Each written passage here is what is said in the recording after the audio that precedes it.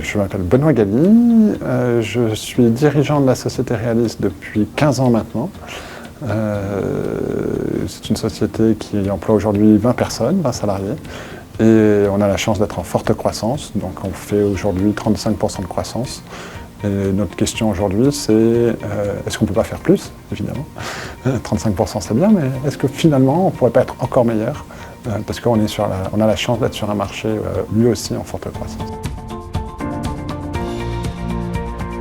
Realist, c'est une société qui a pour mission, on s'est donné pour mission de construire et de vous proposer à vous, à toi, demain, le meilleur site d'annonces immobilières au monde, en toute humilité. L'apport pour moi principal de l'holacratie, c'est que ça amène de la clarté dans l'entreprise. Ça permet de co-construire ensemble les processus et de passer de quelque chose d'un peu difforme, où du coup on ne sait pas trop, à un cadre clair et partagé pour tout le monde. Et paradoxalement, c'est ce cadre qui va donner de la liberté aux individus, parce qu'ils savent quel est le terrain de jeu sur lequel ils peuvent jouer. Et moi, au niveau de la hiérarchie et du management, je suis content parce que je sais que les règles sont claires et progressivement, on rajoute toutes les règles qu'il faut pour se donner de plus en plus de cadres. Et puis, il faut élargir le terrain parce qu'on commence à avoir de la croissance ou que certains sont en mesure de prendre des responsabilités. L'holacratie nous donne des outils pour faire ça et pour faire ça ensemble. Parmi toutes les formes qui étaient proposées, le petit détail qui a fait la différence sur l'holacratie, quand j'hésitais, c'est quand j'ai eu la Constitution et que j'ai vu qu'on pouvait en fait la modifier à n'importe quel moment. Je me suis dit, tiens, des gens qui sont suffisamment humbles pour proposer un modèle de pensée que n'importe qui peut modifier à n'importe quel moment, je prends. Et notamment, très précisément, il disait, le chef d'entreprise signe la Constitution, mais il peut la modifier à n'importe quel moment, sous réserve qu'il prévienne juste tout le monde. Et là, je me suis dit, je ne vais pas me retrouver enfermé dans un truc que je ne vais pas maîtriser. Et finalement, j'ai fait très peu de modifications, quelques-unes pour s'adapter aux spécificités au début de la vie de l'entreprise, la mise en place de l'holacratie. Mais voilà, c'était juste cet esprit-là. Je me suis dit, tiens, ils ne sont pas dogmatiques. Nous sommes une entreprise dans le domaine de la tech, dans le domaine de l'informatique, et on avait déjà mis en place beaucoup de processus au niveau de l'agilité.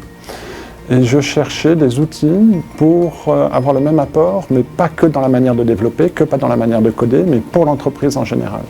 Et l'holacratie a apporté ça, c'est-à-dire que c'est un ensemble de règles pour mieux justement générer nos règles internes, nos règles de vie intérieure, et ça donne un cadre pour échanger, pour discuter. Et je dirais, quand je dis ça, je passe quand même encore à côté de la moitié de ce qu'est l'holacratie, c'est aussi des outils. Quand on a mis en place les méthodes agiles, le fait de faire les outils et de les suivre by the book, vraiment à la lettre, ça nous a tout de suite structuré, ça m'a aidé moi en tant que dirigeant à me repositionner et à être au bon endroit. Et je me suis rendu compte en mettant en place l'agilité que je n'étais pas toujours au bon endroit dans mon entreprise. Et l'holacratie, c'était pareil, ça vient avec des outils, notamment Glassfrog, qui aident énormément à structurer la prise de décision, les échanges, les discussions, et qui vont aussi sécuriser chacune des personnes pour qu'elles puissent contribuer au développement de la société et à la construction des process.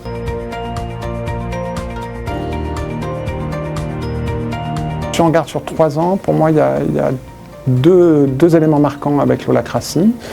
Je vais peut-être même dire 3. Premier élément marquant, il y a des pans entiers de l'holacratie, de l'holarchie, que je n'ai pas définis, qui ont été définis par les équipes. Notamment tout le cercle technique qui représente chez nous 50% de l'entreprise a été co-construit par l'équipe technique. Et je ne sais pas ce qu'il y a dedans. Je mens un petit peu en disant ça, mais presque. Et donc ça, c'est le premier point. C'est-à-dire que les équipes se sont vraiment appropriées l'outil. Le deuxième point, c'est qu'il faut se méfier du vocabulaire. Moi, si je suis attentif dans l'holacratie, je préfère parler de management participatif que d'entreprise libérée. Voilà, je suis plus dans la notion de co-construction avec les équipes que de dire tout le monde va pouvoir faire tout et n'importe quoi. Justement, on revient à cette notion de cadre, à cette notion de clarté, et l'holacratie permet ça.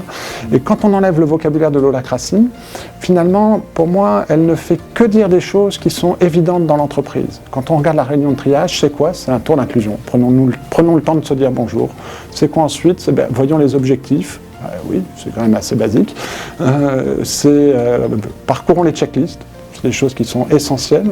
Et donc, ça aide juste à structurer des choses qui sont juste du bon management, juste du bon sens. Et puis, prenons le tour d'inclusion, les tensions, qui consiste finalement à traitons tous les sujets qui peuvent être un peu difficiles, un peu compliqués, et prenons 3 minutes sur chacun pour voir comment on va les gérer si on ne les traite pas tout de suite.